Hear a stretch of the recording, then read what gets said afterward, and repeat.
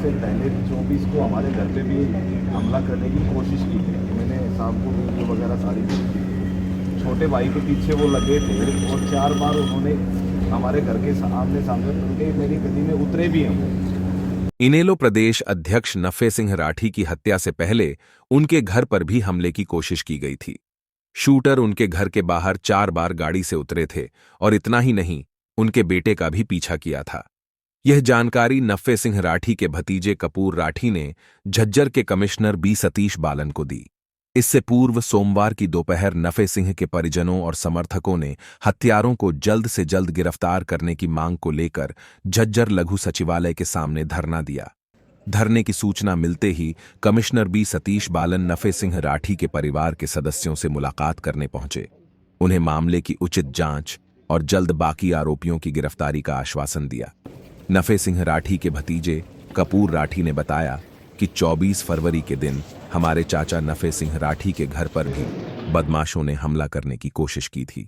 उनके घर के सामने 4 बार शूटर गाड़ी से उतरे थे। इतना ही नहीं, शूटरों ने छोटे भाई का भी पीछा किया था। हमने इस संबंध में सारी वीडियो पुलिस को उपलब्ध करा रखी है। उन्होंने पुलिस से जल्द फरार शूटरों और साजिशकर्ताओं को गिरफ्तार करने की मांग की है। इनेलो प्रदेश अध्यक्ष नफे सिंह राठी के बेटे जितेंद्र राठी का कहना है कि हत्या करवाने वालों को भी पुलिस को जल्द से जल्द गिरफ्तार करना चाहिए, साथ ही दर्ज एफआईआर में नामित आरोपियों को गिरफ्तार किया जाए। वहीं पुलिस कमिश्नर बी सतीश बालन ने नफे सिंह राठी हत्याकांड को अंजाम देने वाले आरोपियों को जल्द गिरफ्तार करने का आश्वासन दिया। उन्होंने कहा कि पुलिस इस मामले में गंभीरता से जांच कर रही है। जल्द से जल्द हत्यारों को गिरफ्तार कर मामला सुलझाया जाएगा। बता दें कि इनेलो प्रदेश अध्यक्ष नफे सिंह राठी की हत्या के बाद प्रदेश सरकार ने झज्जर जिले को कमिश्नरेट बना दिया है।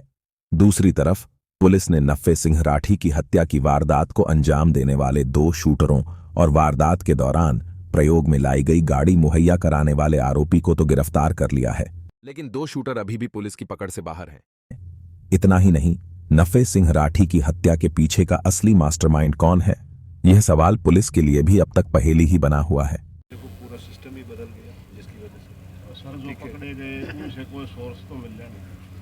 कई बातें आई हैं, देखो मैं यहाँ बता, देखो यहाँ इतने भीड़ में वो बता नहीं सकते हैं, तो वही बातें आई है। मेरी कपूर जी से बात होती रहती है, आप पूछो इनसे। कपूर चाहे रात को भतीजे रात 12 बजे 1 बजे 3 दिन से सर हमारी कोई बात नहीं हो। कमिश्नर साहब से हमने यही मांग की है कि जो इन निर्मम हत्या मेरे पिताजी की गई है, उसमें जल्द से जल्द जो भी आरोपी हैं और जो बाकी 2 बचे शूटर हैं उनको अरेस्ट किया जाए और इसको तुरंत प्रभाव से इसको खोला जाए, इस गुत्थी को, क्योंकि आज तक हम यही नहीं समझ पाए कि ऐसा कौन हमारा इतना बड़ा दुश्मन था जो मेरे पिताजी को जान से मरवाना चाहता था। मेरे पिताजी तो लोगों के बैठ के बीच में अकेले भी चले जाते थे, क्योंकि उनको हमेशा इतना फ़ख्र था अपने लोगों के ऊपर कि भी मैंने किसी का बुरा नहीं किया तो मेरा कोई बुरा क्यों करेगा। तो हम भी इस बात से बहुत व्यतीत हैं, समझ में नहीं आ रहा है कि भाई ये हमारे साथ ये हुआ क्यों। तो हमने यही मांग रखी है कि भाई जल्दी से जल्दी इस चीज़ को सुलझाकर जो आरोपी हैं, जिनके एफआईआर में नाम है, जिन्होंने काम करवाया, षड्यंत्रकारी हैं, उन सबको अरेस्ट करके और इस गुत्थी को खोले जाए। जैसे कि देखिए, हमारा तो यही कहना है, कमिश्नर साहब से मुलाकात हुई है हमारा सिर्फ एक ही एजेंडा है। जिन लोगों ने यह हत्या करवाई है, ये कोई आम मर्डर नहीं है, ये प्रॉपरली पॉलिटिकल फाइनेंस्ड मर्डर है। राजनीतिक तौर पर पैसे दे करीब करवाया गया मर्डर है, सबको समझ में आ रहा है। मैं घर का अकेला नहीं, पूरा बहादुरगढ़ इस बात का गवाह है कि ये किसी एक आदमी का काम हो नहीं सकता और इसके पीछे जो साजिश करता है वे गिरफ्तार होने चाहिए। देखिए, हमारे चाचा जी की किसी से दुश्मनी नहीं थी और जिन शूटरों ने ये काम किया हम उनको जानते तक नहीं, हम उनके चेहरे तक नहीं पहचानते। मेरी समझ में ये नहीं आ रहा कि इन लोगों ने ऐसा गलत काम किसने साजिश रची और कौन इसके पीछे है, जिसका भी अगर 0.1% भी अगर कसूरवार है तो मैं तो ये चाहता हूँ, मैं क्या पूरा बहादुरगढ़ ये चाहता है कि हमारे साथ न्याय होना चाहिए। सुरक्षा की भी मांग की। देखिए, वो जितने भी हमारे घर परिवार के लोग हैं, बहादुरगढ़ के लोग हैं, वो स्वयं इस बात से चिंतित है, इसलिए उन्होंने मांग रखी है। 3 को गिरफ्तार किया जा चुका है, कुछ आश्वासन मिला है इसके साथ? देखिए वो इन्वेस्टिगेशन पार्ट है, मैं अगर कुछ बोलूँगा तो ठीक नहीं लगेगा उसमें। ये पुलिस का काम है, पुलिस मेरे हिसाब से अच्छी तरह करेगी। परिवार ने सीबीआई जांच की मांग की थी, क्या उस पर अभी तक? सर वो वही ज़्यादा डिटेल बता पाएंगे, क्योंकि जो सीपी साहब ने कहा है कि आश्वासन पूरा दिया है। मैं तो हमारा भी और पूरे बहादुरगढ़ का एक ही डिमांड है कि नफ़े सिंह जी के साथ न्याय होना चाहिए, अन्याय नहीं होना चाहिए। अन्याय तो उन लोगों ने कर दिया जो हमारे साथ करना था। अभी जैसे कमिश्नर साहब ने आपको आश्वासन दिया है, सर क्या अभी संतुष्ट हैं आप?